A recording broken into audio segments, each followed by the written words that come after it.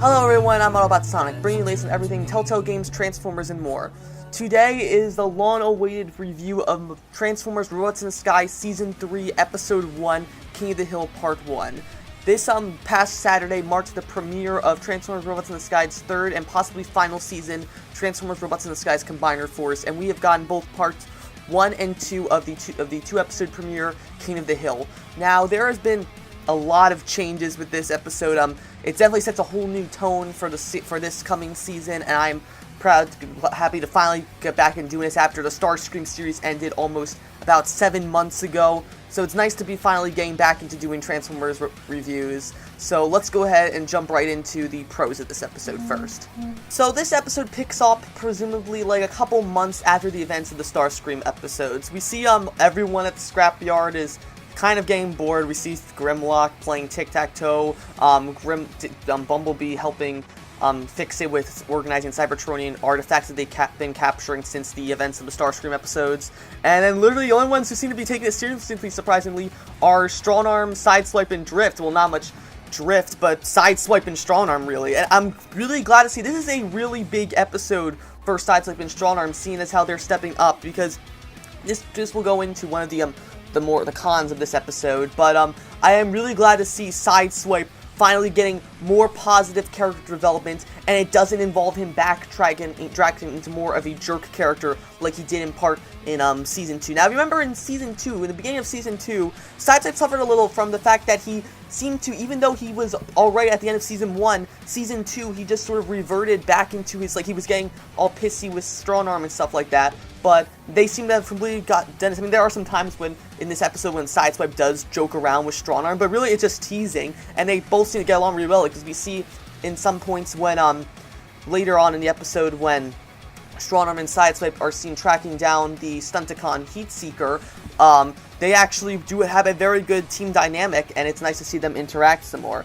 So basically how this happens is that Strongarm and Sideswipe are basically getting bored sparring with each other, so they decide to go ask B what to do, and B basically just says that there's nothing really to worry about, seeing as how if they handled Megatronus back in Season 1, Steeljaw in Season 2, and Starscream in the Starscream miniseries, that they can handle almost anything. So at that point, Fix-It gets a call from local police saying that there is a guy pushing civilians and cops off a road in the desert, so Sideswipe and Strongarm go to investigate it. And of course, being the Transformers series, it turns out to be the Decepticon Heatseeker, who is one of the Stunticons that forms in a Menasor. So now basically, Strongarm and Sideswipe act a little cocky in the beginning because they feel like they can take him, seeing all the other stuff. That's pretty reasonable. Of course, when they find it, they learn that they're kind of in over their heads as they're easy prey for Heatseeker, and with his trademark heat-seeking missiles. Heatseeker seems to be, he's a really interesting Stunticon.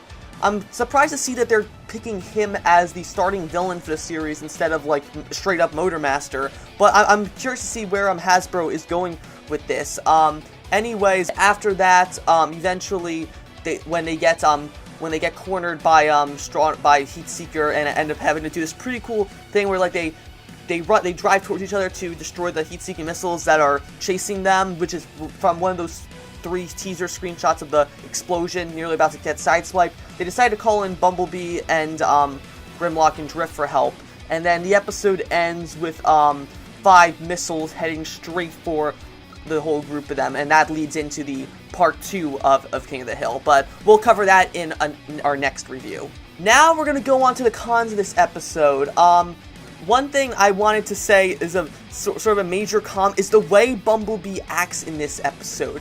Now, I understand that Bumblebee isn't the noble warrior that Optimus is, but to see Bumblebee acts really out of character for the majority of this episode. He seems to take everything so lightly. He says to Strongarm and Sideswipe when they want to go sparring, he's like, "Oh, we've dealt with Megatronus, we dealt with Steeljaw and Decepticon Island, we dealt with Starscream. There's nothing that can beat us." And so when they call in for help, Sideswipe and Strongarm come calling for help, Bumblebee is like, "Oh my god, why are you guys sucking so much? This should be easy for you." And really, Bumblebee, if your teammates are calling out for your help, you go help them. You don't just say, "Oh, you suck, get good."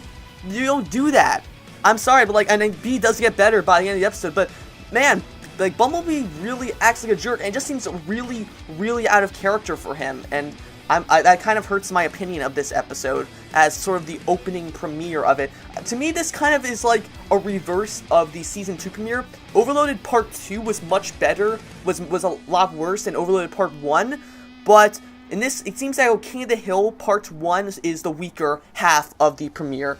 But, so that's all for that con. And another con, though, this can't really be helped, but it's the fact that Russell has gotten a brand new voice. Well, not a brand new voice. Stuart Allen is still voicing Russell, but considering that Russell was absent for the entire start, and Denny, I think Denny wasn't in the Starscream arc either, but considering him and Denny were absent for the entire Starscream arc, obviously Stuart Allen, who's Russell's voice actor, got a lot older, and we see he's going through the same, like, problems that, Raph's voice actor in Transformers Prime, Andy Pessoa, did, in that his voice got a lot deeper and it's sort of awkward. Like, we have this one scene, which I guess is supposed to be a parallel to the Autobot storyline, which basically, Russell is getting back into football. If you remember back in Season 1, that was like his main thing, that he had a sense where he was joining the football team because Denny wanted him to go out and make human friends.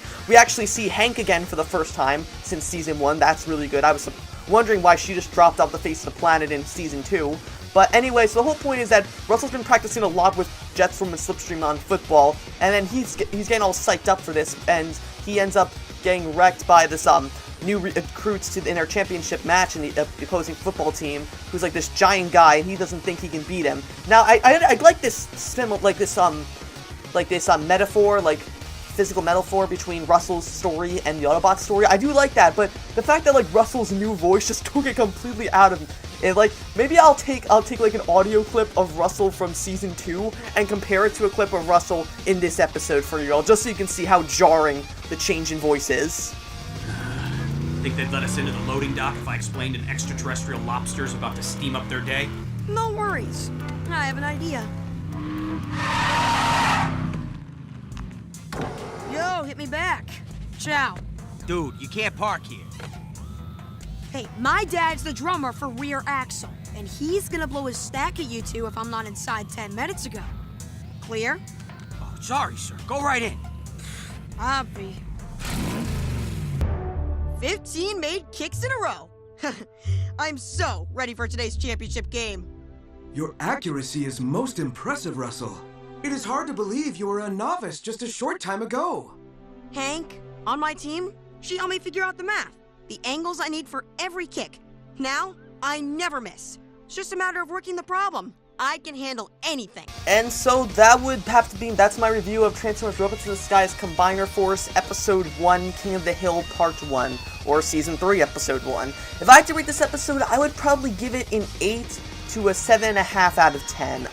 It was I feel like Sideswipe and Strong Arm, this is like one of their best episodes yet. It's really great to see him like this. Russell's story was pretty good, but the fact that Bumblebee acts so out of character, and Russell's, Stuart Allen's voice tone change, make this episode really jarring. I am really, really interested, though, in Heatseeker, and while this episode it's sort of meh, it does set up a really good second half with King of the Hill Part 2.